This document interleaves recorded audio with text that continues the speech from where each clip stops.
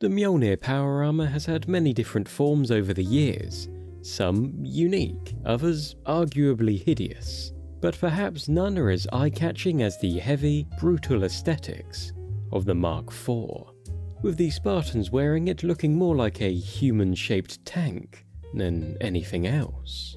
But what gives this armor its distinctive appearance? What features and tech does it have? And why did it eventually become outdated?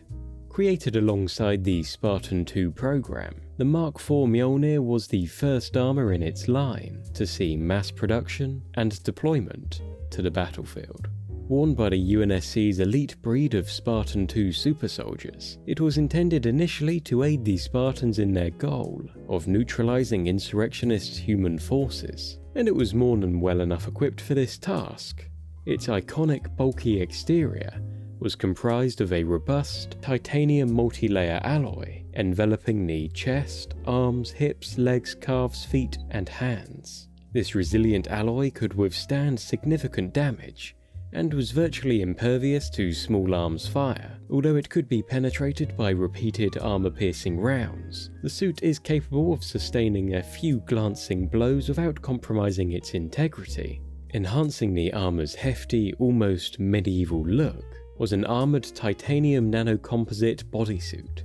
Given that in most instances the Mk4 was without any onboard energy shielding, this bodysuit was vital. Crafted from a titanium-based material, it offered formidable strength and flexibility, providing another layer of defense against ballistic attacks. Beneath this bodysuit lay a heat-regulating gel layer, creating a barrier between it and a moisture-absorbing base skin suit. This base suit was intricately connected to the wearer's neural interface, which interprets electrochemical signals, allowing the user's thoughts to control the armor's movements. This was achieved through a layer of polymerized lithium niobosine, a synthetic liquid metal material that rapidly responds to the user's thoughts, mirroring bodily movements with a reaction speed so swift, it's nearly incalculable. This advanced system not only increased the wearer's speed, but also amplified their strength, effectively doubling a Spartan's lifting capacity, whilst also eliminating the need for the cumbersome, slow motors that powered earlier versions of the armor. Additional features of the Mk4 included hardening against electromagnetic pulses and radiation, along with the capability to operate in toxic environments and the vacuum of space. And this was all powered by an embedded miniature fusion reactor within the suit, a significant improvement over the bulky immobile power generators of the previous prototypes. The onset of the Human Covenant War in 2525 marked a pivotal moment for the Mk4 Mjolnir Armor, as the United Nations Space Command found itself embroiled in a brutal conflict with a technologically superior foe.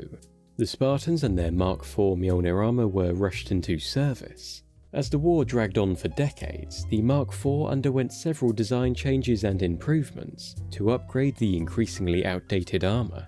In response to the lethal effectiveness of Covenant energy weapons, the Mk4's outer shell was treated with a refractive coating. This innovation helped disperse the intense heat generated by plasma-based weaponry.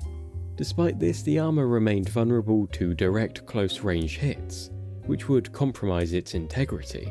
A solution eventually came late in the Mk4's run. Borrowing from Covenant technology, specifically the Kigyar shield gauntlets, the UNSC engineers reverse-engineered personal energy shielding, testing these new shields on the Grenadier-class Mk4 Mjolnir armor, before rolling it out to the new range of Mk5 armor. Despite these advancements to the armor, a critical factor in the Mk4 eventually becoming outdated was money. The expense of producing and maintaining a single suit of Mk4 armor was comparable to that of an entire UNSC destroyer. The economic strain, coupled with the continuous technological advancements required to keep up with the Covenant, led the UNSC to gradually phase out the Mk4. The focus shifted towards developing newer marks and generations of the armor, which promised better performance, enhanced features, and crucially, more cost-effective production.